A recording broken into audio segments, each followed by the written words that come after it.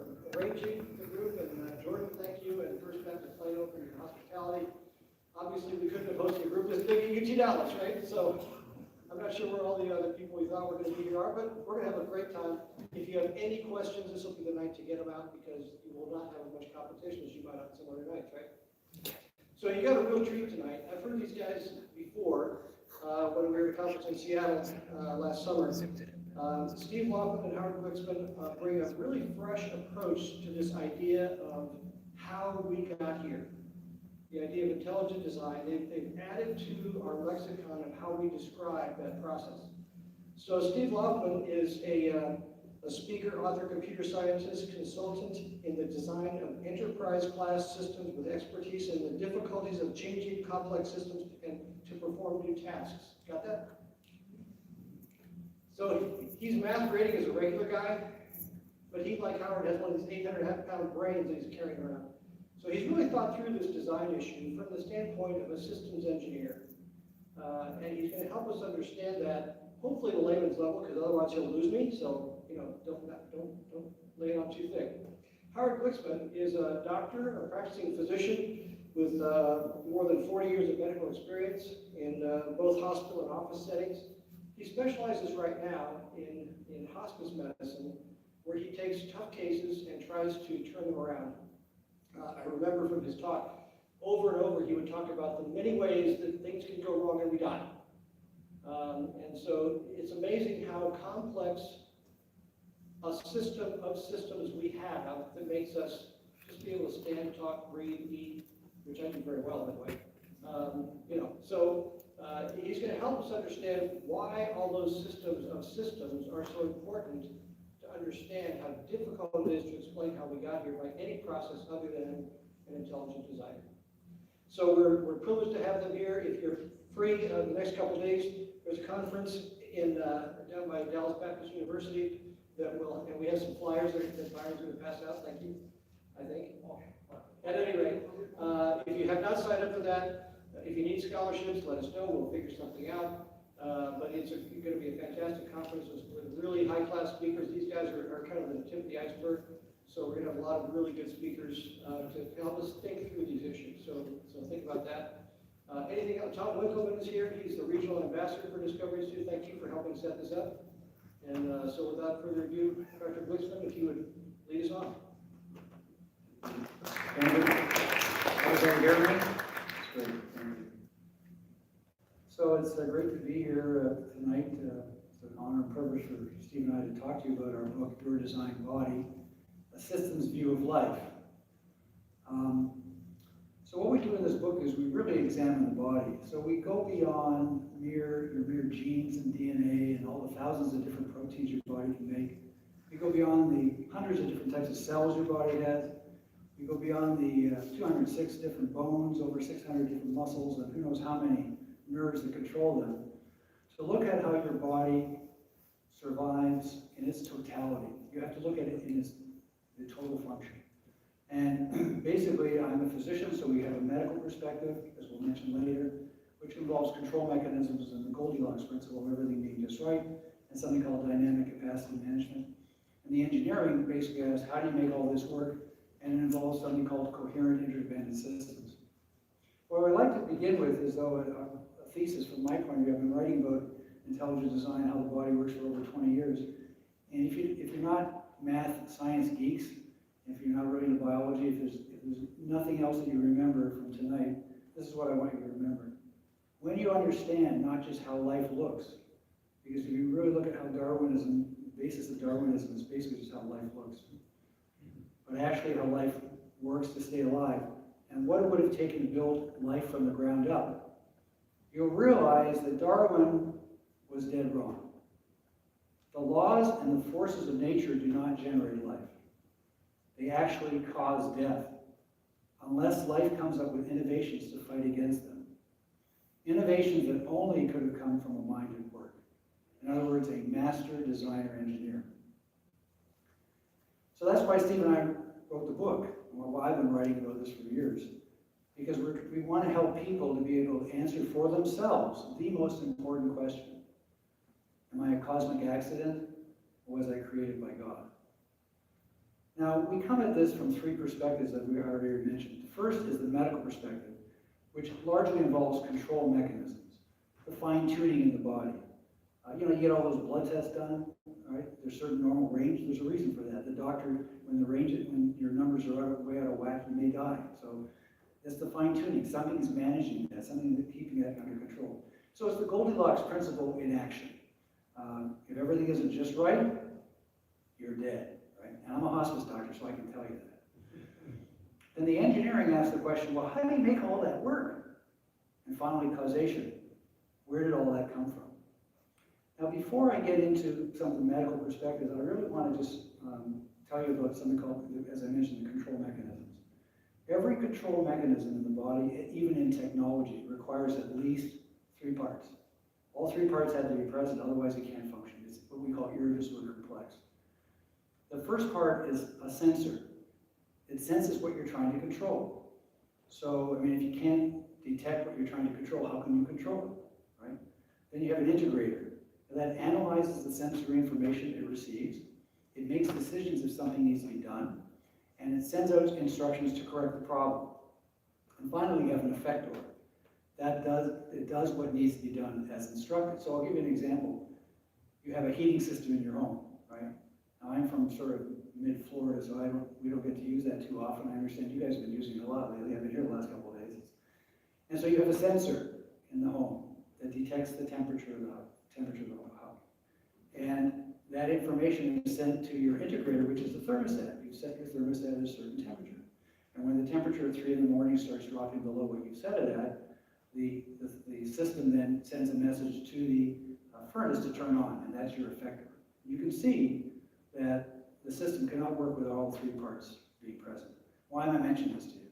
Well, within this talk we're going to mention three different control systems in the body. You're going to watch for them. And the second thing is that Darwin's theory was basically an idea of gradualism, that everything can develop one step at a time. And if you're familiar with Michael Behe's book, Darwin's Black Box, which the black box was the cell, because Darwin didn't know anything about the cell. But the thing is that you have more than one part. You have three parts that all have to be present at the same time. There's no way, it's physically impossible for life to come about one step at a time. So let's look at some of the medical things we look at. So we look at some chemical parameters, things like oxygen, that's what's in the book, oxygen, water, sugar, and salt, because if you don't have the right amounts of these, you're dead. Physiological parameters we look at are temperature and blood pressure, because if they're too high or they're too low, you're dead. We look at dynamic capacities, things like regional blood flow, clotting, and immunity. So what's regional blood flow? That's the idea that when you're doing something, let's say you're active, you want to make sure the blood's going where it's supposed to go, where the body needs it, okay? So if you're active, you want to make sure the blood's going to the heart and the muscles that you're using, right? And clotting and immunity are very powerful systems. Clotting prevents you from dying from bleeding, and immunity prevents you from dying from infection, right? But both of these systems are very powerful, so you want to make sure that they turn on when they're supposed to turn on and where they're supposed to turn on, and turn off and stay off when they're not supposed to be working. Otherwise you get into trouble, like death. Then we also look at special senses in the book. We look at vision and hearing and balance and movement. And finally we look at reproduction, which involves male and female, but also fertility. And then development. We look at how the zygote develops into a newborn that it can live outside the womb. The engineering part, well, we look at everything in the medical issue and realize that those are a lot of hard problems that have to be solved. And each of those problems needs what's called a coherent system. And what's a coherent system? It's a system of many parts, usually with specific material specifications, that are assembled just right and doing the right jobs. And there's also interdependencies, all right? They're dependent on each other because, like, for example, the lungs bring in oxygen to bring it into the blood, right? But the cells of the lung area, of the lungs, don't get their oxygen unless it's in the blood and gets pumped to them from the heart, the cardiovascular system. So both systems have to be present. And also many systems are dependent on their own function. So you have a chicken or egg problem, okay? For example, the lungs. They bring in oxygen, but the lung cells themselves need oxygen. So how can you build a system that is dependent on its own function as you're trying to build it up? So since coherent interdependent systems are so important in the body, we talk about how they're designed, how you build them, launch, maintain, and reproduce them. finally we get the causation, because we consider the causal hurdles. Where did all this come from? Where did the information come from to make all these systems? And so once you understand how the body works, then you can ask better questions like about the origin of life, or what it really takes to be alive. What does it take to, what do you have to be able to reproduce? And we can demand better answers, ones that actually explain things, not explain them away, because no magic is allowed. I make a comment here that I'm a physician, Steve's an engineer. What we've been doing, each of us, for 40 years is grounded in science. We don't get to make things up as we go along. Everything in this book is true with respect to medically and engineeringly, if that is a word. But when we get things wrong, bad things happen. And people have to pay a lot of money too. So we know what we're talking about when it gets to science. And so at the end of the day, there's really only two explanatory options on the table with respect to where our body came from. Either total materialism, is totally undirected, purposeless, lacks foresight, or there was an intelligence involved somehow, that it was purposeful with foresight and intention. So let's get into a little biology and then physiology. Let me go back here. So the basic building block of all life is the cell, right? And so a unicellular organism, like an amoeba, right, is like an island of life, because it can get what it needs and get rid of what it doesn't need through surrounding water. Whereas we are a multicellular organism, we're like a deep, dark continent of life. We have 30 plus trillion cells, and very few of our cells, except on the skin, are really exposed to our environment. Now, in chapter 1 of our book, we do a really good job of covering how complicated the cell is, and the reason why it's a good chapter is because Steve wrote it. But just one of the problems that the cell has to deal with is energy. We can all understand that all technology needs energy. You need energy to live. And the way most cells get their energy is through something called cellular respiration. What the cell does, it takes a sugar called glucose and breaks it down in the presence of oxygen to get the energy from the glucose molecule, and it gives off carbon dioxide, which can be toxic when it builds up. So in the island of life, the unicellular organism, it can get its oxygen and get its sugar from the surrounding water, and it can release its carbon dioxide into that water. But what about us? Right? We've got crazy hard problems because in order for us to get our oxygen, we need the whole respiratory system, which we'll go into. We need to get the sugar and everything else we need. We need our GI, gastrointestinal system, or digestive system. And then when all that gets put in the blood, we need the cardiovascular system to send it around throughout the body. So now we're going to go into a little bit of physiology. We're going to try to solve just one problem. This is the number one problem the body has of a million hard problems that there are, right? And what that problem that we're going to look at tonight is getting enough oxygen to all the cells of the body all the time. The reason why we chose this problem is because it's the first limiting factor for your life. We all know that if we don't get a new supply of oxygen about every 4 minutes, we die, right? Now you can live several days without a new supply of water. You can live several weeks without a new supply of sugar because the body can store those chemicals, but you can't store oxygen, all right? So we're going to come at this from 4 aspects, right? How does the body get enough oxygen to all the cells of the body all the time? So the first problem is we already discussed with unicellular, multicellular organism. You got to get oxygen into the body somehow.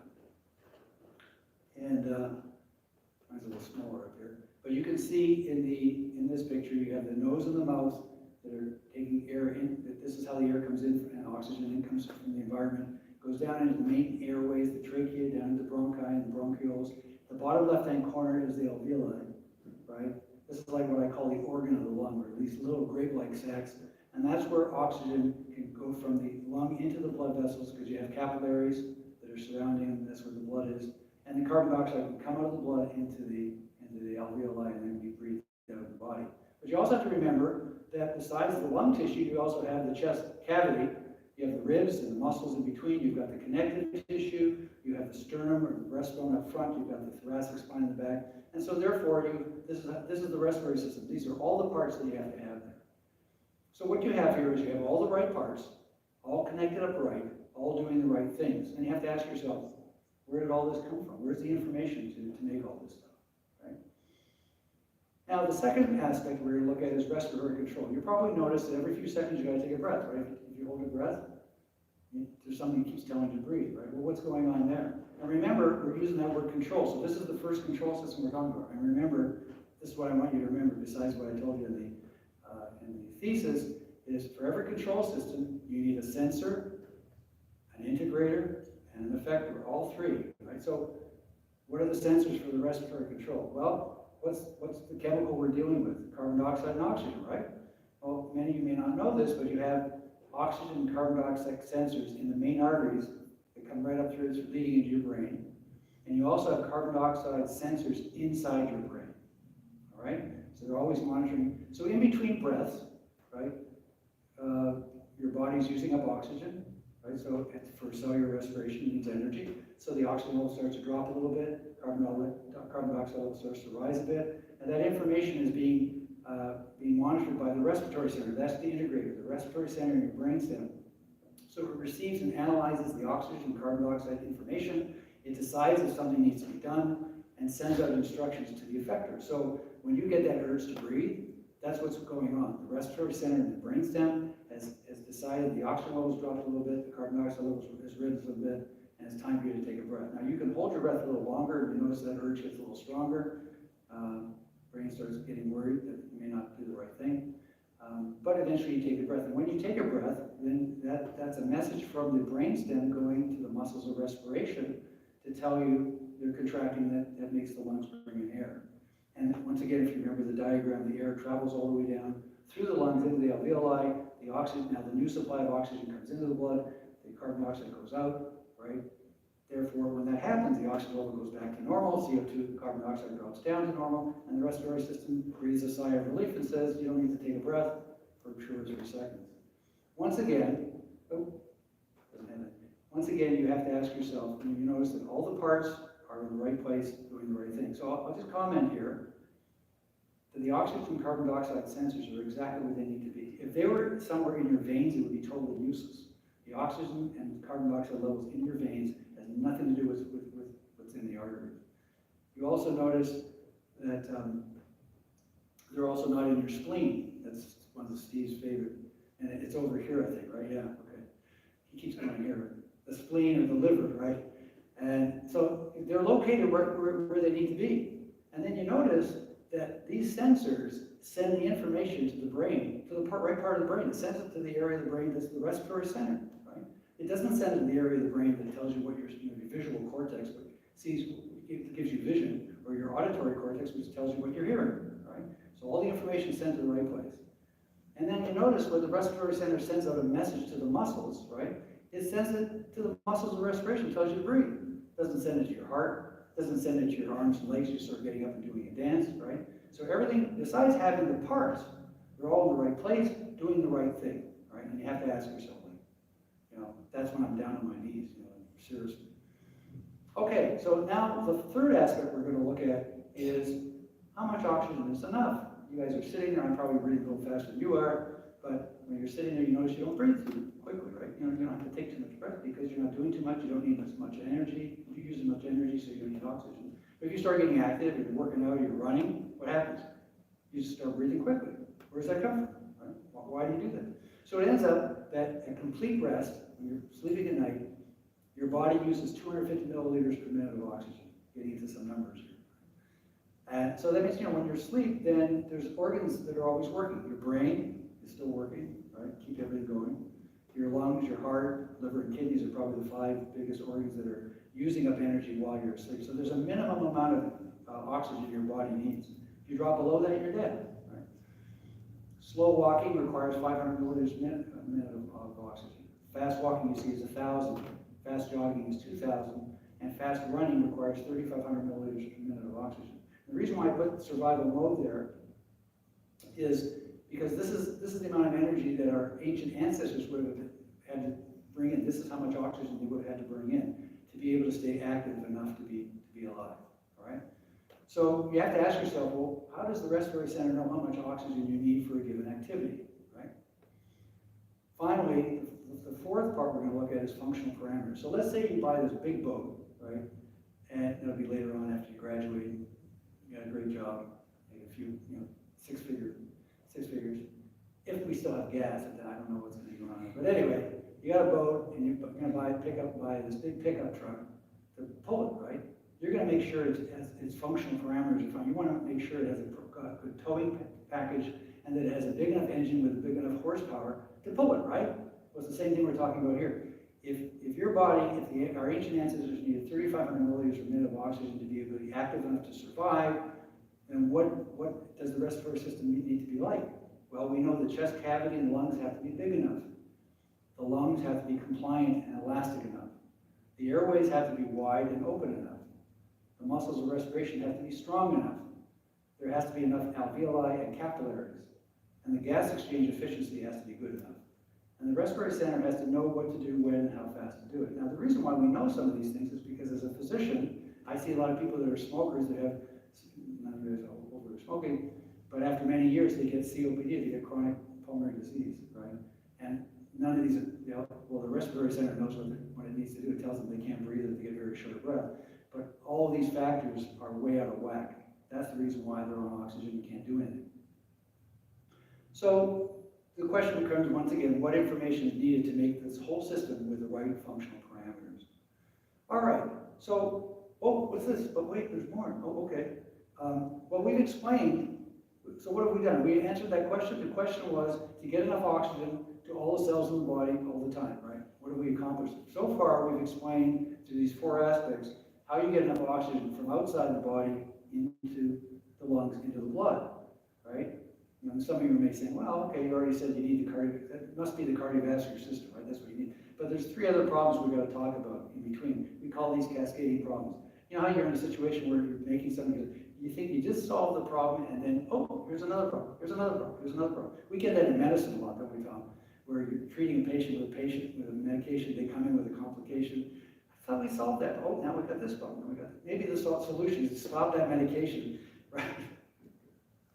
Cascading problems. Okay, so the first problem is that oxygen doesn't dissolve well in water. Okay, you may remember that blood consists of water and cells, right?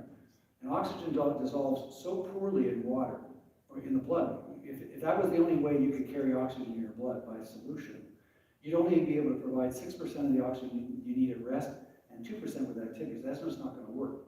You need to, the problem is you need to find something. Your solution has to be something that helps the blood carry oxygen much better than just being a solution. And the solution to that, it'll be the same word, is hemoglobin.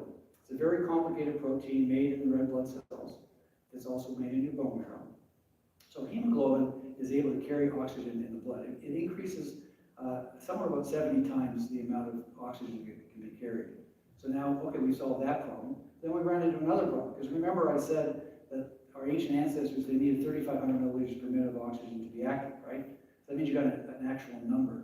So if you need to have a certain amount of oxygen, then you must have a certain amount of hemoglobin, which means you have to control the hemoglobin. There's that word, control again, right? And you remember what you need for control? A sensor, an integrator, and an effector, okay? So the solution to that is the kidneys send a hormone called erythropoietin to the bone marrow to form red blood cells. Let me unpack that for you. The sensor, you got these specialized kidney cells specialized kidney cells that detect oxygen, all right? And the cell itself is the integrator. So in response to the oxygen level, it sends out a hormone called erythropoietin. It's a fancy word, but erythro means red, like red cells are called erythrocytes, and poietin refers to creation or growth. So basically, it's putting out a hormone that makes red cells grow, all right? And that hormone goes to the blood, into the bone marrow, and it attaches to specific receptors, erythropoietin receptors, in the stem cells. These are immature cells. They're sort of cells that haven't decided what they want to do when they grow up. And they haven't differentiated yet. But when that erythropoietin attaches to those cells, it tells them to become red blood cells. So this is how your body controls hemoglobin through the kidney. Who would have known, right? That's why people with chronic kidney disease often are anemic. And the shots they get is called Procrit or Epigen. That's what it is, erythropoietin. That they're getting a hormone shot to make their bone marrow work, right? So we got part of the problem solved. But then we run into something else. There's another difficulty. Hemoglobin needs iron, but too much iron is toxic. So I sort of left out by accident that iron is in hemoglobin, and that's the actual atom or ion that actually grabs oxygen. But the problem is that you got to get iron into the body now, right? don't breathe that in, right? How do you get iron? Well, you got it's in your food. It goes into through your GI system, it gets absorbed into the intestinal cell, okay, actually the duodenum. But just because it goes in the cell doesn't mean the cell then has to put it in the bloodstream, right? So once again, this is another area for control. Somehow we have to be able to control the iron in the body. There's that word again, control, right? What do you need? A sensor, an integrator, and an effector. The solution is the liver sends a hormone called hepcidin to the intestine to control intake, the iron intake. So the way it works is the liver stores iron, right? And in response to that, how much iron it has stored, it sends out a hormone called hepcidin. The hepcidin goes into the bloodstream and it goes to the intestine, and it goes to that cell and it tells it it tells it not to put iron into the bloodstream. So basically, if you have a lot of iron in your body, the liver sends out a lot of hepcidin, which sends it to the intestine and says, don't bring in much iron. If your iron level goes low, the liver sends less hepcidin, to the intestine, and it allows more iron to come in. Now, the thing that's interesting about this, I don't know, Tom, if you're familiar with hepcidin, but this has only come out in the last 15 or 20 years. Okay, and as a GP, I'm a hospice doctor. The only reason why I know about hepcidin is because I've been writing about this stuff. Yet, the evolution will say, well, it obviously evolved. I mean, it's great to be able to know how something came about when you don't even know it exists or how it works, what the parts are. You know, so where did this come from? You know, it's obviously a very complicated control system. And finally, as we brought up, each organ needs the right amount of oxygen for activity level, and so that gets taken care of by the cardiovascular system under the control of the autonomic nervous system and local metabolism. So basically, what happens is, once again, as I said, when you're very active, your heart starts to beat harder and faster. It sends out neurohormones that tell the heart to speed up faster. But those same neurohormones go to the blood vessels in the heart and in the muscles, skeletal muscle, and opens up the blood vessels there so that blood will go preferentially there. And also, when those muscles are working hard, they release carbon dioxide and lactic acid and other chemicals. And those chemicals also have a local effect on those blood vessels to make sure that the blood goes where it's needed. So you can see why life requires these coherent, independent systems to survive. Just to get this one problem out of a million ones that the body has, just to get enough oxygen to all the cells in the body all the time, you have all the parts of the respiratory system, never mind the control and the functional parameters. You have hemoglobin made in the red cells of the bone marrow, controlled by the kidneys, sending out erythropoietin with its specific erythropoietin receptors. You have the GI system bringing in iron, the liver to control the iron, the cardiovascular system controlled by the autonomic nervous system. So where did all this information ability come to make them, where did they come from? So then, hold on, we got a few more things, but we have solved the problem, right? But then there's other things to consider. Here's all these other vital things that need to be under control. Water, sugar, sodium, potassium. I can tell you that the ability, the systems needed to control them is very similar to what we just talked about, just for oxygen. And absent any one of these parameters, this is the key thing to remember. You either have death, or certainly with reproduction, you have extinction. So all these are discussed in our book, Your Design Body. So finally, before I let Steve come up and answer everything else, so the question is, where did all this come from? Does materialism make sense, or does it make sense that there was intelligence involved? So here's the questions you have to ask yourself. What does it take to develop coherent, interdependent systems that work for life to survive? Especially when their function depends on each other, and that often they're even dependent on their own function. And here's the kicker, and that life has to be alive each step along the way. I'm going to let Steve answer all that for you.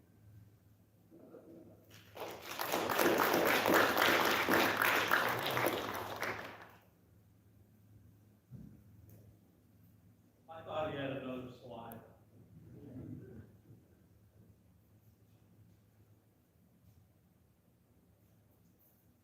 All right, my name's Steve. I was kind of curious when this introduction was being given. I thought that guy sounded pretty impressive. I was very surprised to find out it was me.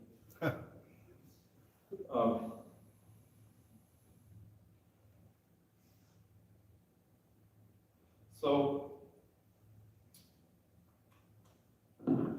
Howard's done a really good job of giving you just a high-level view of just one of the problems the body has to solve.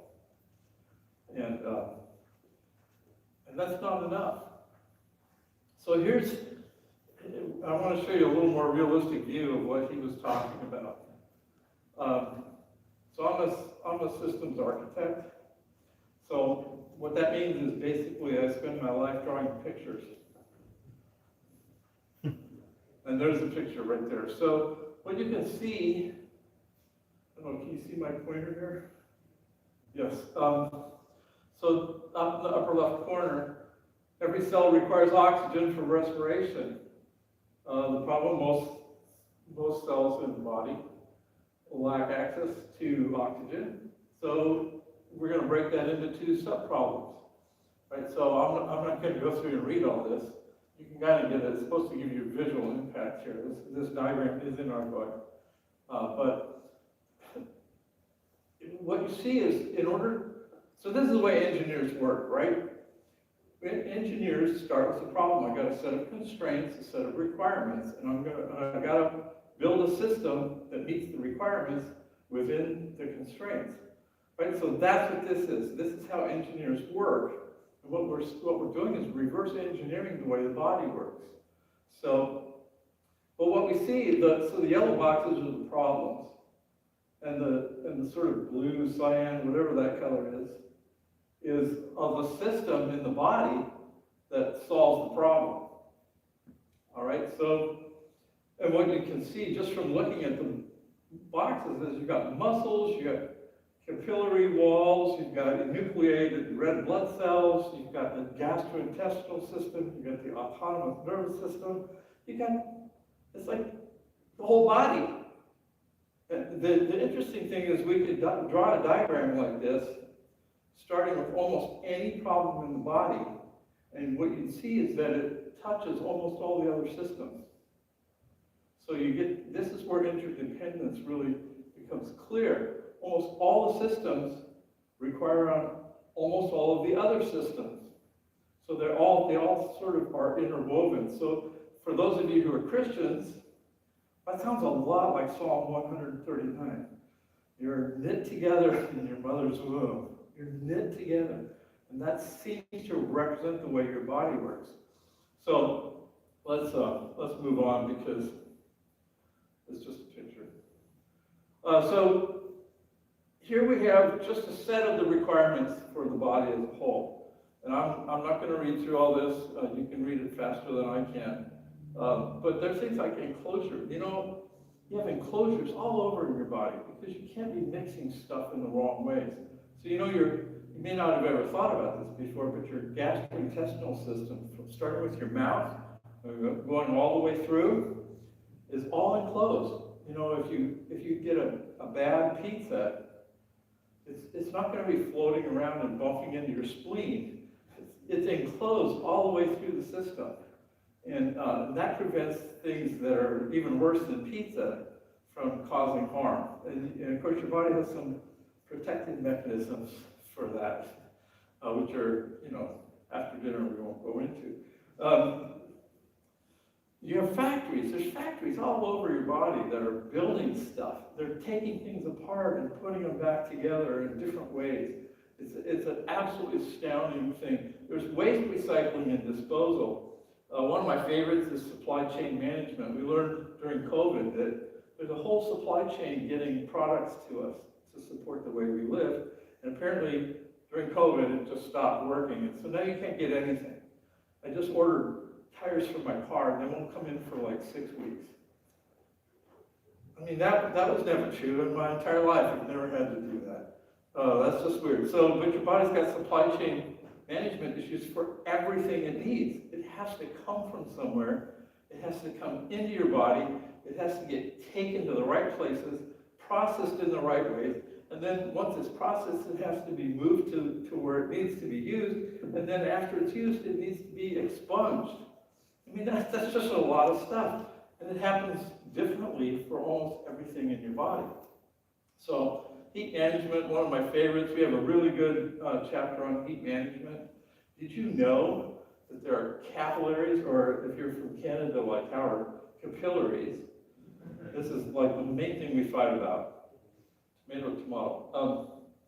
There are the only function they have is when you're overheated, the core of your body is too warm. They open up right next to you. They're in your skin. They open up and let more blood flow through right next to your skin, so you can adios heat into the environment when you're getting too hot. You know, well, that's actually an amazing engineering solution. Okay, so there's more requirements: structure, shape, and size. You know, every one of the bones in your spine is precisely shaped for its position in the spine.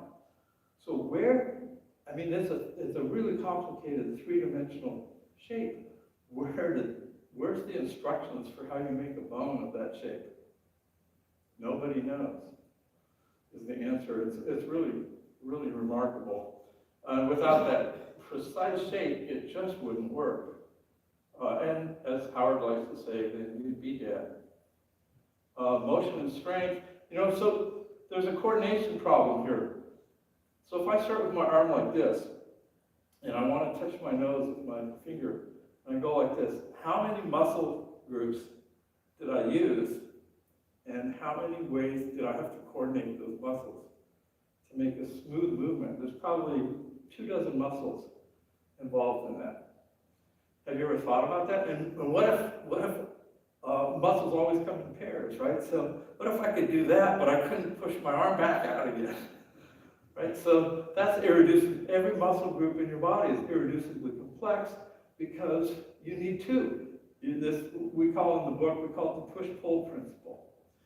It's true for your heart as well. So you have a completely different system to make your heart beat faster than you do to make your heart beat slower. It's sort of like the gas pedal and the brake pedal in your car. They're completely different systems. So if you had to slow your heart down by just stopping mechanism that speeds it up, you probably wouldn't be alive for very long. All right, so we talked about a lot of these. We'll let you buy the book and read it someday when you don't have to worry about exams anymore. But and there's still more. For goodness sakes, these problems just keep coming. These are all requirements. If you don't have all these things, solutions to all these issues, all these problems, you cannot be alive, or you cannot produce the next generation. So, by the way, we got a criticism recently that our book doesn't have any romance. One of our colleagues was talking with his wife and told her she should read it. She says, well, is there any romance? And he said, well, no. And I sent him an email. I said, you numbskull.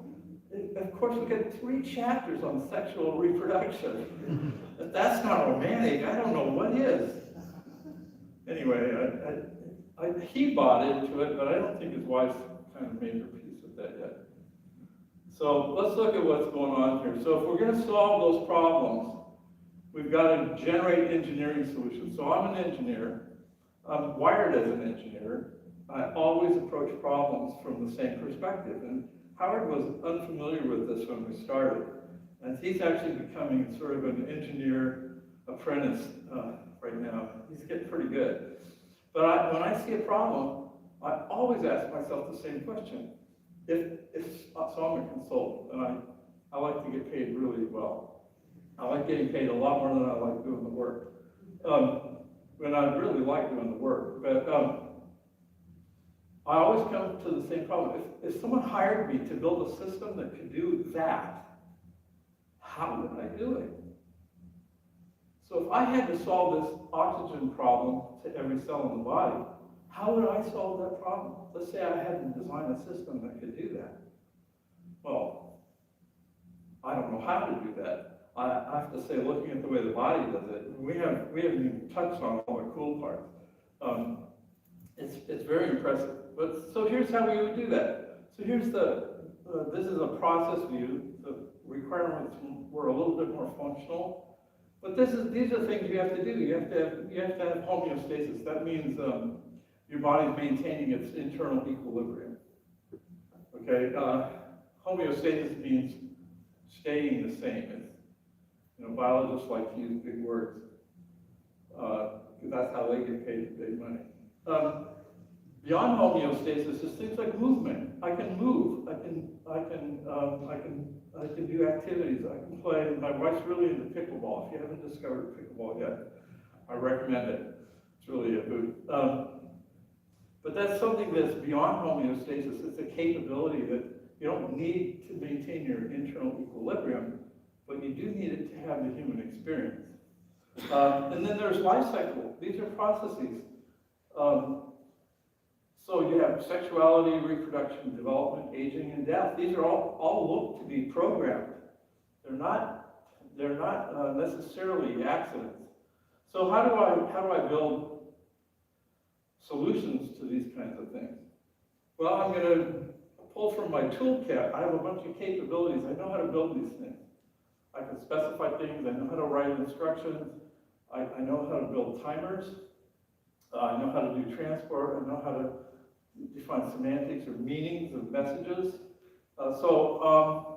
In the bottom here, orchestration and choreography are ways to coordinate activities in time.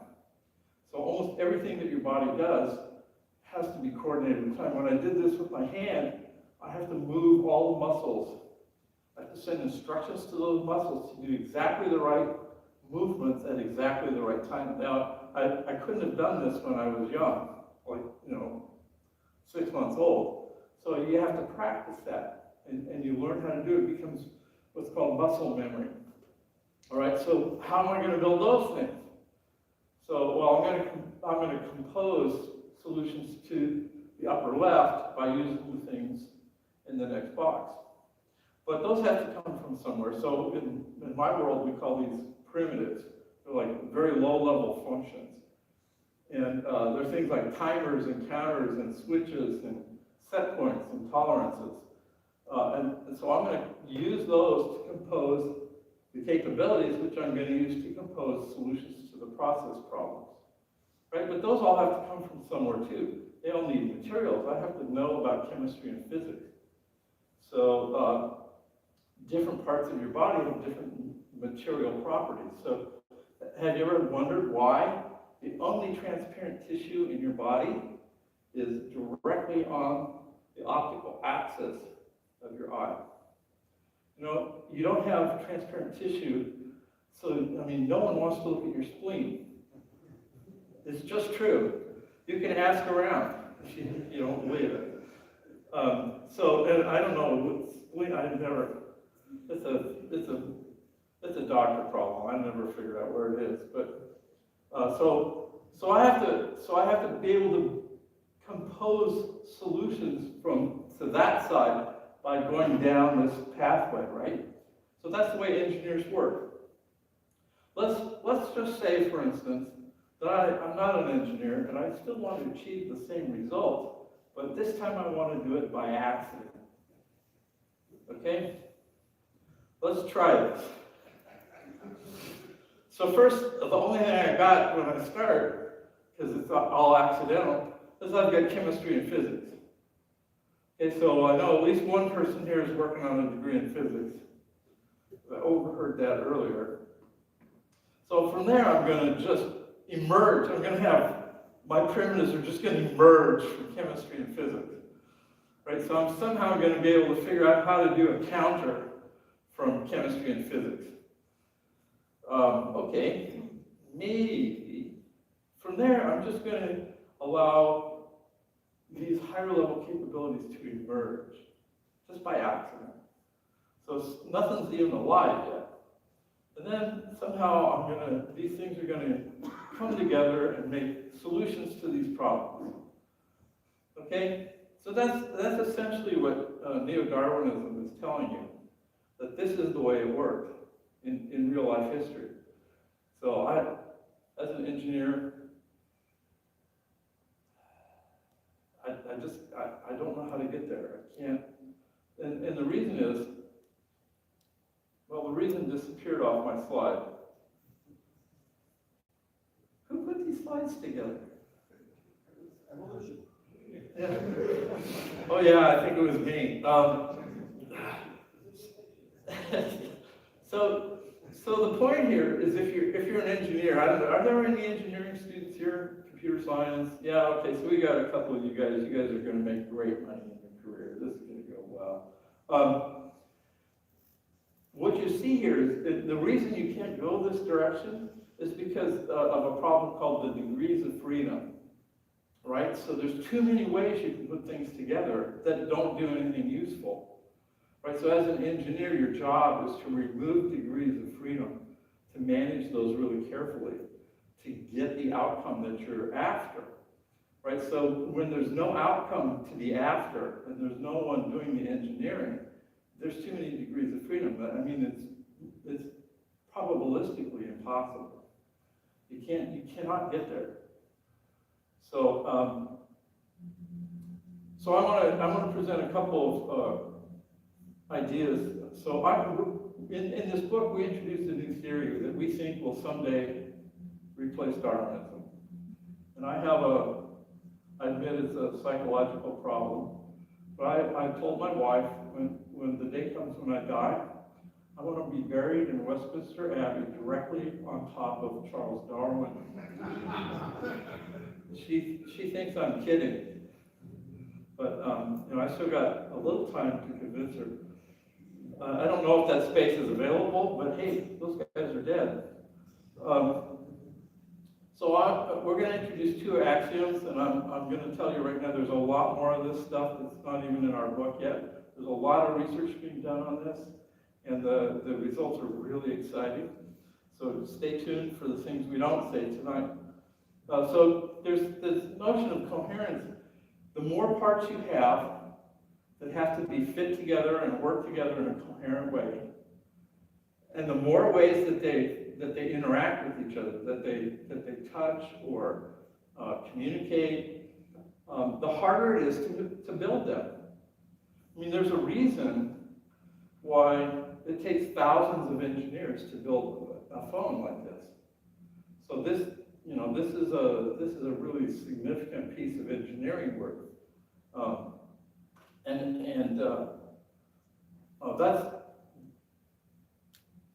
that's because it's a really hard set of problems. So for you to build something with that many parts, and the fact that they have to work together in coherent ways, we're not even talking about interdependence, just coherence.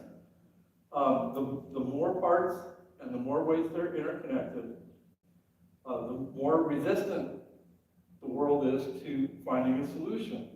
So it's more degrees of freedom, more work to solve those problems. So when you're looking at this from a theoretical perspective, this means for life, the greater the level of coherence, the more you have to overcome that, which means you need a theory of generation. You need a theory of how things get generated. So just hold that in your mind for a minute. The second coherence axiom is that the same issues, the more coherent parts and the more ways they're interconnected, the harder it is to change.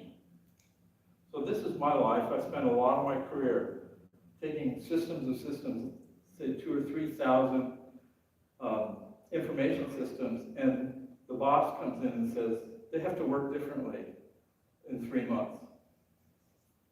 Well, maybe 3 months is not going to happen. Okay, so how do we get from where we are now to where we need to be in the future? That's a hard problem all by itself. So this means that systems that work, that the more parts they have and the more ways they're interconnected, the harder they are to change. So to apply this to biology, there's this theory that somehow animals crawled out of the ocean on the land and gave up their gills and got lungs and conquered the land. And then some of them decided to go back in the water, so they grew blowholes and became whales and dolphins. And they're just completely underestimating the amount of work, the number of changes required to both build a new system like lungs and then turn off the old one like the gills. Those are really hard problems to solve. So this requires any theory of origins, you need a theory of stasis. Things basically stay the same. That's what the fossil record indicates. Things appear suddenly, and then they stay for a really long time, and then if they're going to go extinct, they disappear suddenly. So I'm going to do a really quick takedown of Darwin because he's so much fun. So Darwin has 4 causal factors: variation, heritability, natural selection, and time. So variation, Darwin himself didn't propose a mechanism for variation. He had nothing with the invention or the discovery of DNA. A solution to the variation problem has been found.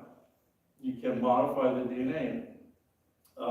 Natural selection says that the critters that have a better chance, are better suited to their environment will survive better than the others. And of course, because all this has to be gradual, it's going to take a lot of time to do anything. So as an engineer, I want to look at the preconditions, the capabilities, and the limitations of each of these 4 causal factors. And we do that in the book, and I don't have time to do it tonight. So my advice to you is buy books, lots of books, because our publisher will thank you. But let's just look at a couple of the key points. So first of all, as engineers, in fact, as humans, we all know time is not our friend. Entropy lives in time. That's where entropy thrives. So the more time you have, the more entropy you're going to have. So we know this is true. Our TVs die, our lawnmower dies, our car dies. It just happens. So it's really unclear how anything could improve over time. So I think that's although we're expected to believe that, I think it's really hard to just command people to believe that, because it's so counterintuitive. Also, the next one is that there's really no theory of generation in Darwinism, and there's no theory of stasis. Although Darwin does, in his book, talk about stasis a little bit.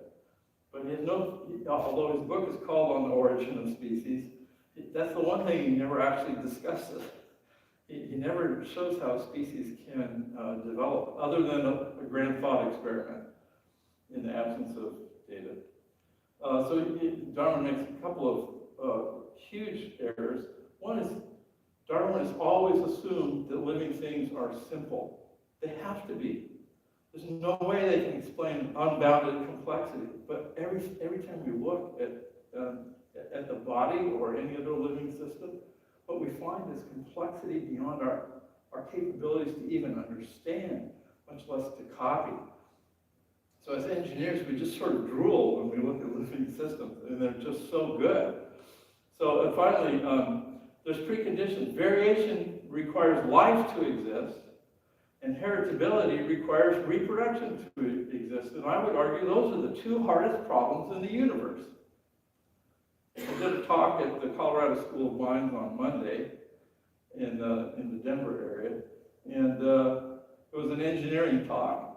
And it started out with these 2 problems. These are the hardest problems we know of. Human engineers have no idea how to solve either one of these problems. Absolutely no idea. If we did, we'd be so rich.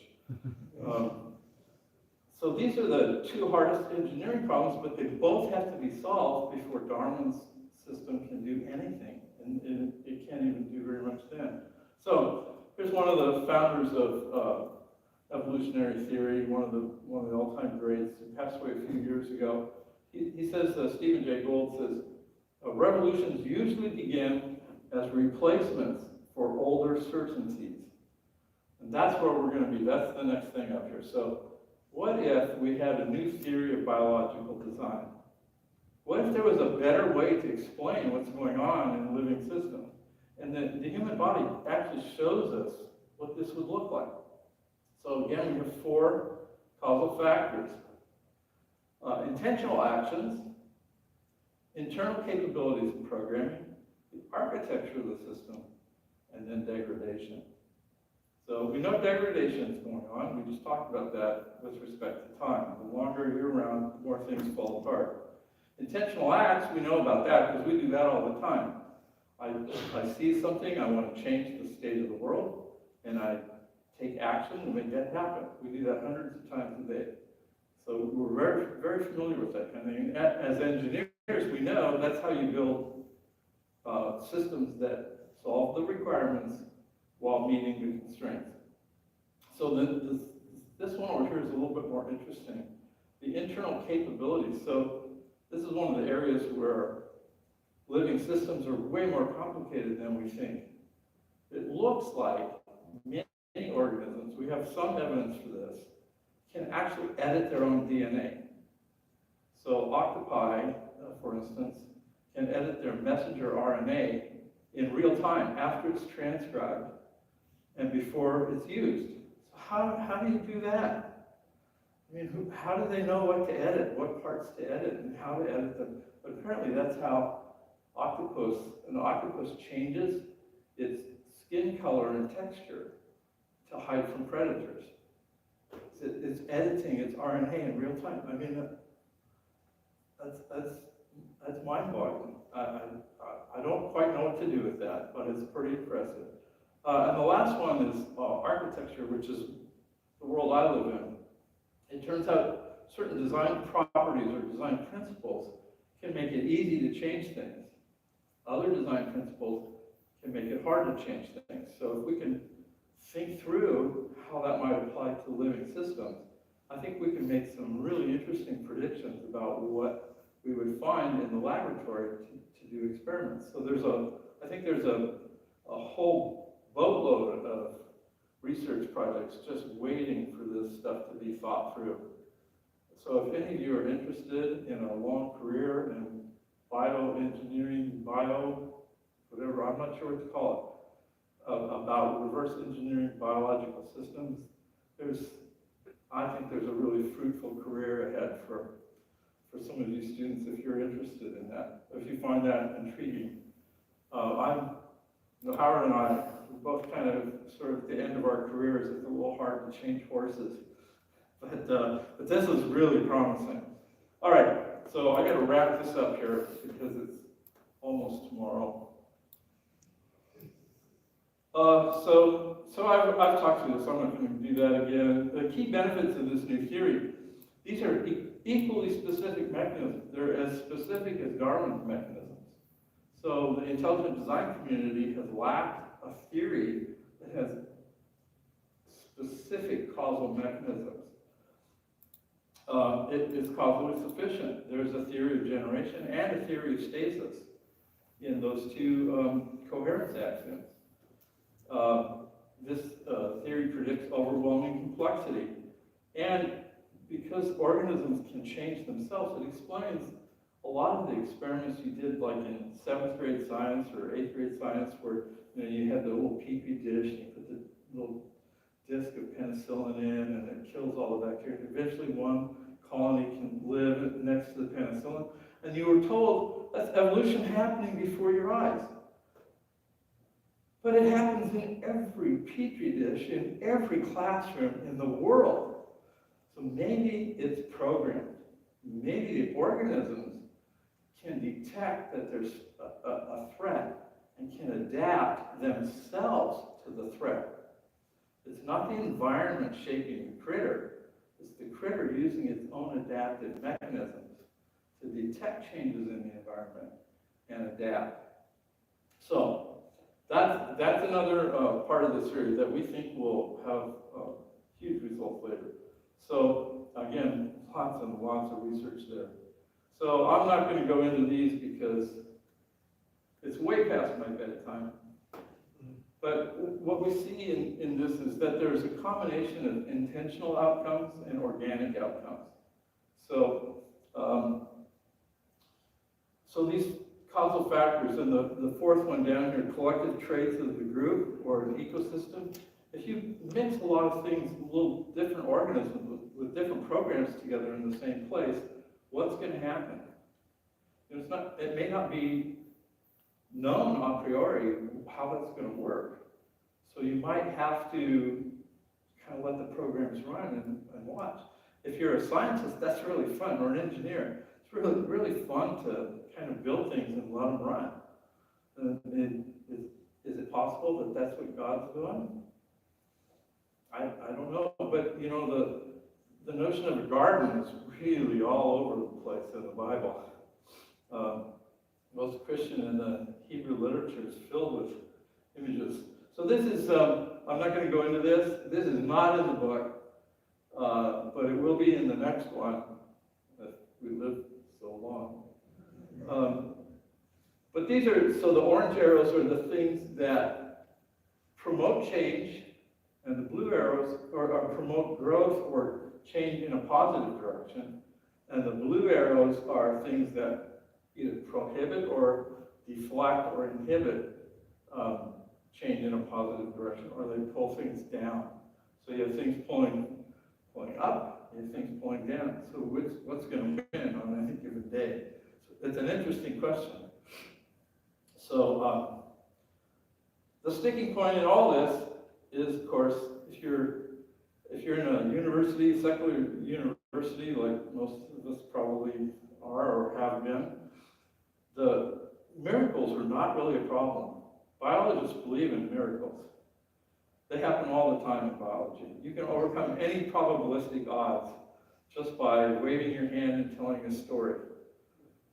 It's really very easy. And if you read the biology literature, they're really creative. I mean, you know, really someone should write a book showing, you know, just listing these things and talking them through. They're actually kind of hilarious.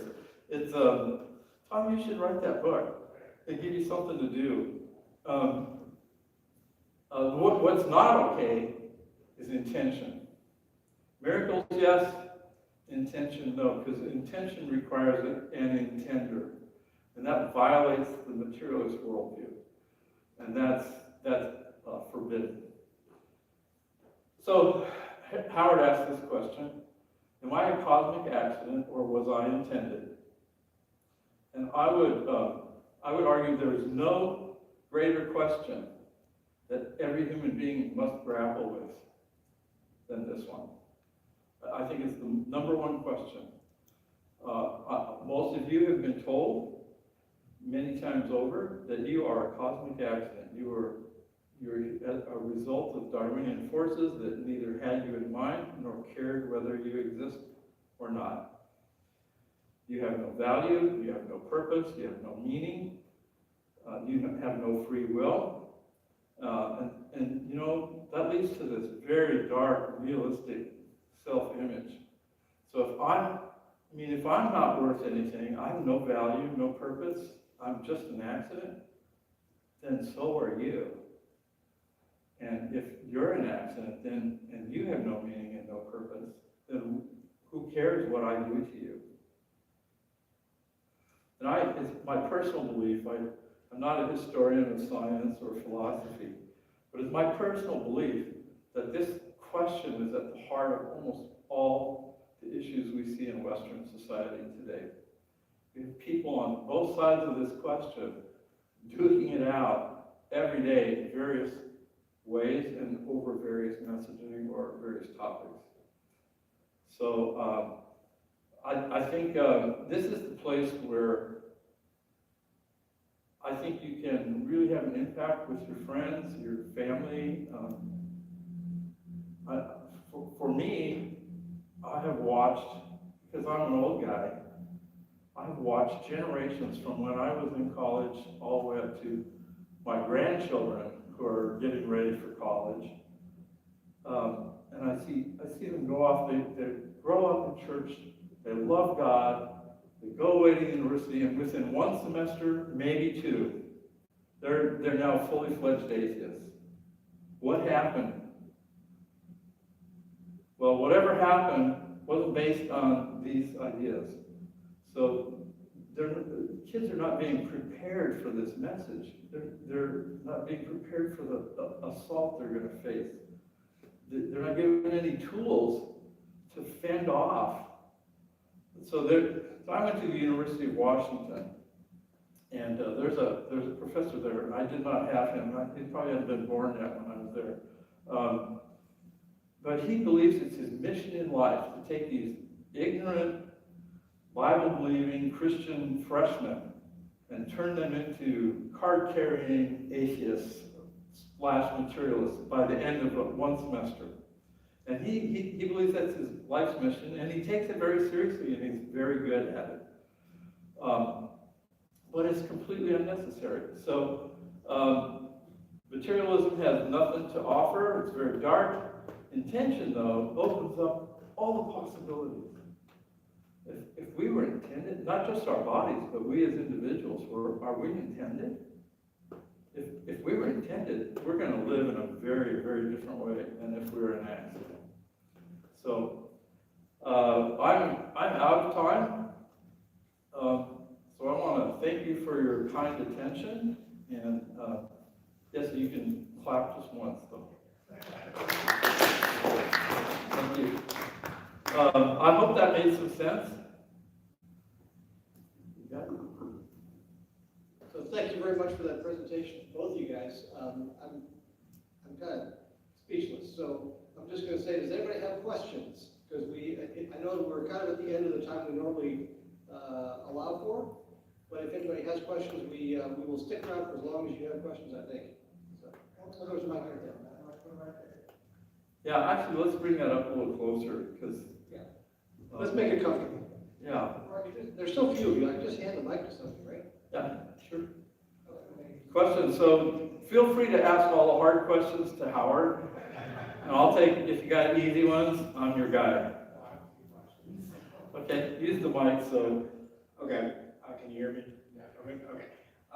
So my first question was actually about, so we're, disproving Darwin on a lot of stuff, but was there anything he got right? Because when I think of something, it's like, I think of natural selection as something that comes to, like, because everyone has stuff that's right, but like a lot of people can get something right, but can get the whole thing wrong. Yeah, so we have a section on this in our book. It's actually a hard question to answer. Darwin may have got a few things right. His grandfather was named Erasmus Darwin, very good friends with Mary Shelley. You familiar with Mary Shelley? Wrote this book called Frankenstein about how you can add life to a dead organism. That didn't work out. Although we're not sure, because Dr. Frankenstein's notes were lost in the fire, so he might have had it. But that's, Darwin's problem wasn't that he got some things wrong and some things right. So there, I won't go into natural selection. Well, we could, but it's a longer topic. But Darwin's problem was that he was intentionally turning the tables on the prevailing worldview of the time. He was trying to take, prior to Darwin's time, or at least Darwin's precursors, it was believed that organisms have all these capabilities built in, that the driver of change in life was internal to the organism. Darwin explicitly set out to prove the opposite. So he wanted to show that it's external causes that are working on these poor organisms, right? So the environment was the cause that changed the way the organisms were shaped and how they worked. But so to say he was right, partially right and partially wrong, he was trying to completely reverse the worldview scenario. And what we're trying to do is kind of reverse it back. That's really our goal here. But to say that he got some things right, I mean, he was a careful observer of natural systems, so there's no argument about that. But he was intentionally trying to change things in a way that doesn't line up with reality. So I think if we understand that, it's hard to give Darwin a lot of credit, because he was really trying to change the world, which he somehow magically succeeded in doing, even though he didn't have much data to work with. So he was an observer of, like Howard likes to say, of the way things look. right? He observed that he loved pigeon breeding. Certain pigeons have different shaped beaks and different kind of wings and have different behaviors. And so he based his theory on the sort of, what's the right word, surface observations. Yeah, of how they look. So can we get that other mic up here so Howard can, yeah. Oh, we'll get that mic turned on here.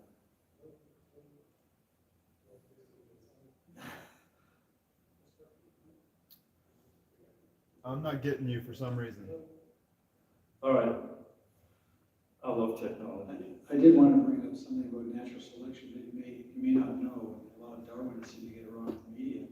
You know, natural selection does not make anything. It only preserves things. A lot of people don't realize that. In order to get something new, development in life, you need genetic mutations, okay? Random variations. Natural selection generates absolutely nothing. All it does is preserve what already exists. Now, if you'll notice in the media, and even Darwinists, when they talk about it, they'll say, oh, like Steve said, you had the gills, the fish, and they came onto land, and natural selection made them be lungs. Okay, there's a lot of stuff missing in between. But not only that, but natural selection once the lungs came into being, yeah, you could say natural selection allowed them to live because they had more advantages than other animals. Okay? I think this was already known by Erasmus Darwin beforehand. So he sort of came up with the word. You can talk about and using natural selection. It makes it sound like there's intelligence there. Selection means intelligence, like intent, right? So he purposefully put this weasel words in there to make things. Yeah, he's sneaking agency into the term, and all the while denying that there's any agency. It's a kind of a clever trick. And Darwin himself admitted later in his life, in his private correspondence, that natural selection did not describe what he intended at all. This is after the fact, after he's been attacked for a couple of decades, because it doesn't make any sense. But he said natural preservation would have been a better term. So, because you can't generate anything with selection, and nature cannot select. So I didn't go through this slide, but nature can only do two things with respect to life. This is really important. Nature can enable life. So the laws of physics, the properties of chemistry, make life possible, but they cannot make life happen. So the other thing that nature can do is constrain. Right? So we're talking about you have to solve these problems to be alive. Well, those problems are the constrainers. If you can't get oxygen, or you can't solve the fluid dynamics problems in your cardiovascular system, you're not alive. It's not nature telling you to be dead, it's that you didn't solve the problem. Nature just set up the problem for you. You have to solve it. So enable and constrain, but never select. So Darwin did get some things right. I mean, he spelled his name correctly, as far as we know. Well, maybe we can go to another question. This time ask a question with a shorter answer. So that's okay. You overstayed your question, but it wasn't your fault, it was their fault. It's all good. But great answer. Who else has a question? That was probably the primary question people will ask when they hear this. So absolutely, that's a great question. Hello. Hi. You're the guy that wasn't sleeping during the talk. Thank you so much for this. I thoroughly enjoyed it. Topic that I've been thinking about since high school, and there's a lot of questions I could ask, like epigenetics, or the fact that viruses aren't alive, but they still kind of change. But the most looming question that's been on my mind is the fact that my belief for the longest time was that God kind of used evolution as a creation factor for us. So the way I kind of like to, illustrate it is that a potter has a mound of clay, and he puts it on the spinner, and then he molds the clay into something different. So what if evolution was a tool that God, during the first week of creation, right? He created the animals before the humans, and how we saw with Adam and Eve, the rib came out of the man. So it's like tools. So I have a very tool mindset. So what if evolution, like, because obviously in systems, like there is a intelligent design, but what if the tool to come to the modern human being was that it was evolution guided by God to get to where we are today? Yeah, so that's another really common question. And it's also one that's not trivial to answer, but I think a better way to think of this, it depends a lot on what you mean by evolution. So evolution can just mean change, and clearly we see change happening all the time. The question is, what kinds of change can happen, and what kinds of change cannot happen?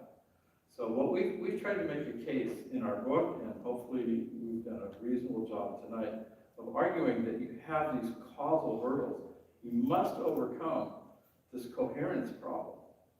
If you don't have a coherent system, it doesn't work. If it doesn't work, and it's a system you need to be alive, then you can't overcome the problems. You can't solve the constraints that nature set up for you. So it's possible that God could have done whatever he wanted, because he's better than us. Doing the math is really, just impresses me just right off the top. But to me, it's a question not of whether it changes, but the mechanisms by which it changes. So random things happen, and it's possible that a random event like a stray gamma ray hitting the DNA in your stem cell right as it's becoming a sperm cell, and that sperm cell is just the exact one that happens to make it into the woman's egg and create a zygote. So a new human being is begun. What are the odds of that even happening? How many sperm do you have, and how many gamma rays get in there and mess with your DNA? I don't know, but it doesn't seem like that many, given that humans have been around for a long time. So I think you have to get more precise about this. What do you mean by evolution? What would it mean for God to use it? Now, most people, when they talk about evolution, are talking about a completely unguided, purposeless process. So how could God infuse something purposeless with purpose? Then it's not, if that's what evolution is, then it's not evolution anymore. So what we're claiming, and what our research is hoping to prove, is that you need large, discrete leaps in functionality, and that's not anything like Darwinian evolution, and it's certainly not anything gradual. Darwin said, if there could be anything shown that couldn't be built gradually, my theory would fall apart.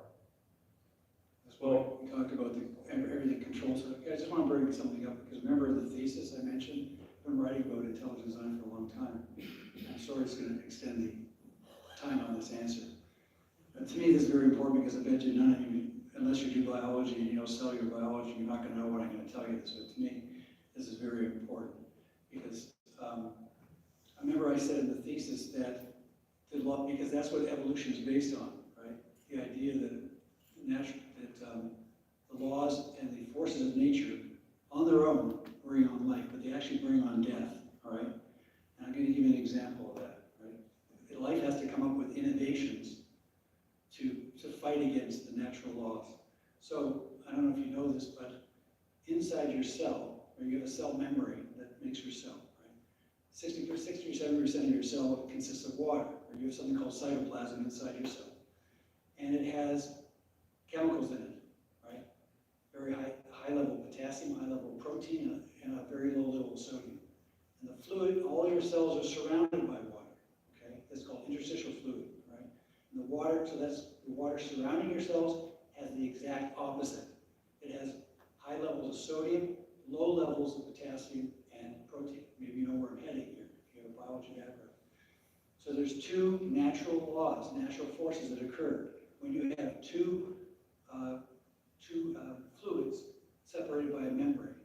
They're called diffusion and osmosis. I won't get into the details, but basically, this is like gravity. If I throw a ball up in the air, it's going to fall to the ground, right? Diffusion and osmosis always occurs when you have two solutions separated by a membrane. If it's a permeable membrane, in the case of the salts of sodium and potassium and water, the cell membrane is permeable. So what will happen is, with your cell membrane, the sodium from outside the cell will automatically go into the cell, and the potassium from inside the cell will automatically go to the outside. They'll try to equilibrate, try to make the concentration on either side, inside the cell and outside the cell, the same. But then there's another part called osmosis. And because there's a high level of protein in the cell compared to what's outside the cell, as the sodium comes into the cell, it brings water with it. This is how your cell, I'll get into how your cell dies. So you have this problem with diffusion and osmosis. These are natural forces that are occurring all the time in your cells because of the fluid inside and outside the cell. So what you need is a pump, right? It's called a sodium-potassium pump. You have about 1 million sodium-potassium pumps in your cell membrane. Every cell of your body, trillions of cells of your body, you have about 1 million sodium-potassium pumps. And they are using energy every second to pump sodium out and to pump potassium back in, right? All the time. And in fact, when you're at total rest, 1/4 of all the energy your body is using is for those sodium-potassium pumps in your cell. That's the innovation I'm talking about. You need an innovation in your cell membrane just to keep your cell alive. Now, another example of an innovation is you have blood in your body, right? And it has all these chemicals, and it has somehow has to get up to your brain. How does it do it? The innovation is your heart. Pump, physics. Someone who knows physics, right? You have to have a certain blood pressure in case of certain blood flow. So this is the type of stuff. That's what's up in the book. We can only cover so much of that here. The part of the sodium-potassium pump is in the section of the cell. But that's the type of stuff we're talking about, that if you really understand how life works, what it takes to be alive, then you'll realize that Darwinism has been dead for a long time. We have this thing in hospitals. I know we have patients that are sort of, they're really doing very poorly and they're about to die any day or two. We have this expression like they're dead, but they don't know it yet. You know, that's what Darwinism is. Darwinism has been dead it should have died with DNA, right? Because once you had that information, where did that information come from? You have all this information in DNA, right? To make, in a particular cell, to make insulin, to make glucagon, to make any hormone. But the message, all the information that came from nowhere. They were using intelligence. Yeah. So maybe we can go to another question, but I would like to point out that we've gone far afield from the question, which was, could God have used evolution? And let me answer the question because I won't take as long. He could have. The question is, did he? And do we have evidence? So what does the evidence say? And your book was how long? How many pages? 466 Yeah, pages. there's a 1,000-page book that Discovery just put out a while back on theistic evolution that examines the theology, the philosophy, the biology, philosophy, chemistry, all those things, as well as the history. And so if you're really interested in the theistic evolution question, there's an excellent book. It's really long, but it'll cover every aspect of that question from various grounds. And do your own research and figure out, is that what happened? Not could he have done it, but did he do it that way? And I think the most important question is, that got created as opposed to how or when, which will never prove categorically exactly what he did or when. But we do know that he did, and that's, I think, what you're getting at, is that he did create. Yeah, so we have a question back here. Okay. How's it start, Kelly? How's that? Start Yeah. with Martin. This is a big question about the project. Has anybody from another field, specifically maybe astrophysics or? We see the cosmological constants, and the tolerances are just not negligible, they're just impossible, There you go. right? So couldn't happen by chance. Is that kind of on a macro level, and your project could be compared, I guess, in a micro level, to show, and it does have similarities to what Dr. Marks is doing at Baylor, I think, and what Dr. James Tour came here to talk about too, which is these experiments and these changes and these systems and these would take far, far too much time even, and the complexity is ridiculous. But back to the, we hear a lot from their leader about cosmological constants and the coincidences in the universe. Is this kind of a micro version of that in some ways? Is it helpful to think that? So you take a swing at that, Howard, first. I think of this as a way macro to that, because that's just setting up the enablers in nature that make life possible, right? So it's both enablers and constrainers, right? So not just in physics, chemistry, but it comes all the way up to things like the environment. How much oxygen is in the air, and if the oxygen, carbon dioxide in the air was a lot different, or maybe even just a little bit different, we would have trouble surviving. So it's pretty clear that we live in a very privileged place. One of the slides that got cut out of the presentation was the one that said that just because we live on a planet where life is everywhere, it's in places that are inhospitable, and it's just everywhere. Life is prolific. It's crazy. But that doesn't mean that life is easy. Right? So what we're trying to do is look, and we make this argument in the book, we're trying to show that the human experience, the human being, the you that lives inside of your body requires, it's like all those other things, all the way down to the physical constants, are part of the platform that make the human experience possible. Okay, so in that sense, it's sort of macro to that, right, to those things. So that's one of the big questions that biologists never seem to ask. So they claim that, my body's a cosmic accident. Well, how in the world did you get inside of one of them? Biologists never ask themselves that. Why is it walking around here? Yeah, why does it care about that person over there and not care about that person over there? So, the human experience is, taste. We can taste way more things, and there's no survival advantage to that. Why do oranges and limes taste different? Maybe they were there just so we'd enjoy them. I don't know, but it sure looks like the human experience was the goal all the way back to the constants. That's my take on it. Feel free to come up with your own answer. Josh has been biting his lip. He's got a question. He's going to keep it short. And we're going to do one more question. Then after that, if anybody needs to go, please feel free. But we'll be around if you have questions. Thank you. I know you're probably tired, but I'll try to keep it short. There's something I've been searching for about 30 years. And I was in Campus Crusade for Christ in college, and I was also a biology major. So I would go to biology class on Monday and the Campus Crusade meetings on Thursday nights. I would bring these questions about science to my Campus Crusade staff, and I ended up becoming a historian of science. So I had exposure to these questions going back about 100 years or so. And I know you set it up as a polarized situation, intended or accident, right? In my experience, there are at least 4 points of view with regard to what the scientific community is saying. Evangelicals have about 4 points of view. And my question for you is, in the country, there's been some alienation between Christians and non-Christians in Pennsylvania because of a court case there. At Baylor University, between intelligent design and theistic evolution in the science department. One of the greatest things about going to grad school was the seminar format.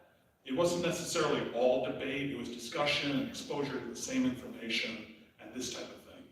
What is blocking these 4 groups of evangelicals from sitting together and modeling for parents and students and pastors, working through these issues in a kind of back and forth seminar format rather than just a polarized debate? Well, I think the main problem is that they just don't agree with me. I was going to say the answer to the book is our book. We don't really talk about this in our book, but that's exactly the answer, right? I'm right, you disagree with me, it's obvious, you must be wrong. So why would I waste time talking to you? I think this is just me, okay? I think our society people are trained to be polarized now. I mean, I get it, thinking is really hard and it hurts. Okay, it does, I mean, so wouldn't it just be easier if you didn't have to? And I think our society is kind of in that instant gratification. I don't wanna expend much energy on this. I'll take the biology class, I'll fill in, I'll do the exams the way that I know the professor wants, and then I'm gonna go there's a party tonight after the exam. And, I don't really care. So I just think we've stopped thinking in society and started hating because it's easier. We hate people because of the way they look more than we hate them because of the way they think. But we also hate them because of the way they think, especially if they disagree with me. And it is true. I mean, I am always right. So if everyone would just agree with me, all these problems would just go away. I've been working with them for 5 years and I get done. So but that's a huge question. So why can't the Christians get along? I wonder sometimes how Jesus feels about that. Maybe Tom can speak to this, but my understanding of intelligent design, or the discoveries of it, it's theologically minimalist. So it's the idea that there's design, but talking about who the designer is, and all the other things about that is outside our sphere. So I'm not sure about Steve, but I can't really answer your question because I'm just writing about how the body works. So that stuff is a higher pay grade, like a PhD level for me. Yeah, it's very sad. I cry over that sometimes. It just breaks my heart. So I've seen this myself. We have a Christian university not far from where I live, and they're completely closed to intelligent design. They're all theistic evolutionists. They will not even talk about it. Although I hear that's changing, but so let's just look at the data. I mean, science is supposed to be science. Let's start with the data and see where it takes us. But I think people have taken a stand on a philosophy, and they may entertain new data, but they're not going to entertain a change to their worldview. And that's, and we actually end our book with an honest call for people to examine, no matter where they are in their worldview, re-examine your own worldview, even if you're right. I mean, take a look and make sure that you know why you think you're right. What is the actual epistemological foundation for your worldview? And we do not take a position on who God is, or we don't even really talk about God in this book, but we do talk about that a God with certain properties must be true, or life as we know it could not exist. So, and that's not unlike I think what Steve Myers talks about in his latest book, although I haven't read it yet. Don't tell anyone. I find it very hard to read books when I'm writing one because my chapters keep getting longer and longer and longer. So our chapter president, Yavuz, has a quick announcement, but first he wanted me to have this gentleman ask his question. So we'll do that one and then. And we'll definitely get out of here before tomorrow. Hi, thank you for your talk. There's just a couple things, like something that came to mind, like when you mentioned, entropy increasing over time, and I'm assuming you're kind of referencing the second law of thermodynamics. Yeah.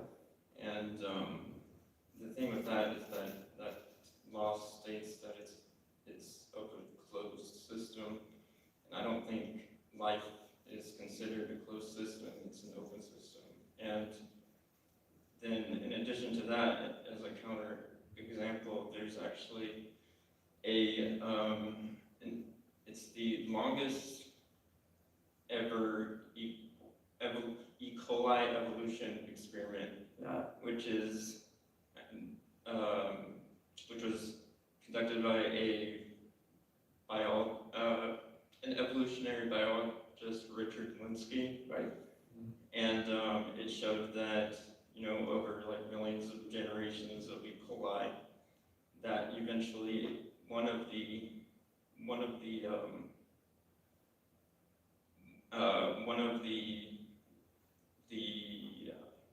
strains begin to be able to actually break down citrate as a second form, as another form of energy, and is able to use citrate in order to, use more energy. And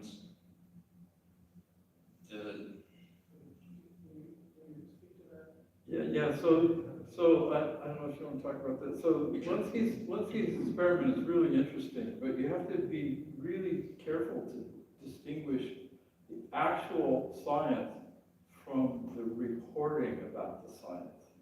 The reporting about the science usually greatly exaggerates the results. And it's been a long time since I read this stuff, but if I recall correctly, that actually was, that function was derived by a loss of information. So there was a loss of information which just coincidentally, don't quote me on that, I'll have to go look it up again, but it's probably been 2 years since I read really, that stuff. if it has the same number of genes, how could it lose information? Well, It's because only one of the 18 genes might be shorter, or it might have, The so, function of the gene got turned off, the bacteria thrived. But the gene function was already there. They didn't develop a new function to thrive, they lost the function to thrive. They lost an inhibition, if I understand correctly. Yeah, it actually gained the ability to better metabolize only one sugar, which was the food that was given over hundreds or thousands of generations. And had it been released into the wild, it would have died because it could no longer use multiple foods that would have been in the natural environment. So it actually lost a lot of capability, but it optimized one. And given any chance to survive, it would have died. yeah, so it's really important when if you're reading the literature to look at what they're not saying. So, I think Linsky's a good and honest scientist, and I think what he's shown is over millions of generations, basically nothing happens. And so how many generations of humans have there been? Let's say humans are 100 million years old. Do the math, that's not a million generations. I'm not a bacteriologist, but So how do you get a human? So this goes back to the coherence axioms. How do you get the complexity of a human by a series of accidents? So if you can do Linsky's experiment where you take the same little guys, I mean, he is kind of quick in the book because he separates them and changes it and puts them in different test tubes and he feeds them real well.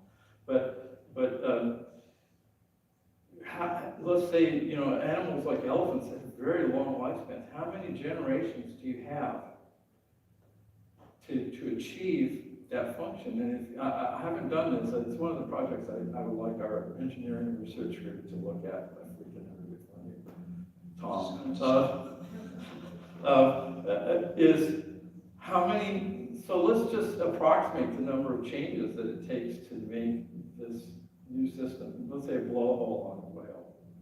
How many morphological changes or enzyme changes or whatever other kind of changes are required? And how much time do even the evolutionary biologists give us for that to have happened? Let's say it's 10 million years, but there's 850 changes. How do you get 850 coherent changes in 10 million years? Oh, by the way, the whale's already died because it can't breathe without a blowhole. So how many generations do you get to come up with a solution? I mean, the blowhole does you no good on land. And you can't live in the water without it, I don't think. So, or echolocation in dolphins. I mean, how many generations do you get to do this stuff where you can't find your food? I think the problem here, and even I'm not a bacteriologist, is so that's their energy source. But what about everything else to be a bacteria, to be alive? The cell, memory, everything else in a cell. So this is a tendency in Darwinism or evolution, is to look at one part and not look. We're looking at the macroscopic. We're looking at how the whole body, the whole system works. And they're always pointing to one little change when you have to consider the whole. And I think that's where engineering comes from too. So I mean, I'm not a molecular microbiologist or bacteriologist, and I understand that that could be a change in yes. But where the bacteria coming from, we're not even talking about the whole bacteria and everything else that keeps it working. Yeah, so I think B has a chapter, doesn't he have a chapter on Walensky? Yeah. He has a chapter on Walensky though, right?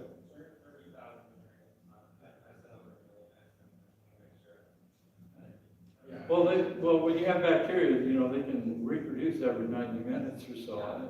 So you get a lot of generations pretty fast, so. And at the end of that, it's still a bacteria. But anyway, if you close this. Yeah, and if the Chinese get their hands on it, it'll be Well, thank you all again for coming. We really appreciate you having me. Let's give them one more round of applause.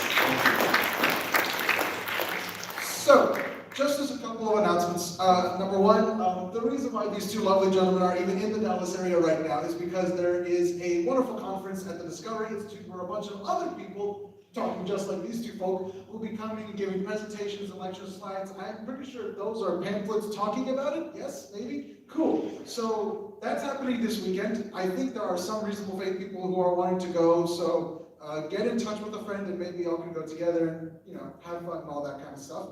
The second thing I would like to announce is that, again, remember, so next week, Thursday, we will be in our normal room, and then next weekend will be the San Marcos field trip down to San Marcos to go support Al and a bunch of other really fun other people to talk about basically the same kind of deal, except it'll be in San Marcos this time, and there's going to be a bunch of us going down in convoy style to go and support them and just kind of see what that's like, and also probably to explore the city because come on, it's like 4 hours away. That's the least we can do.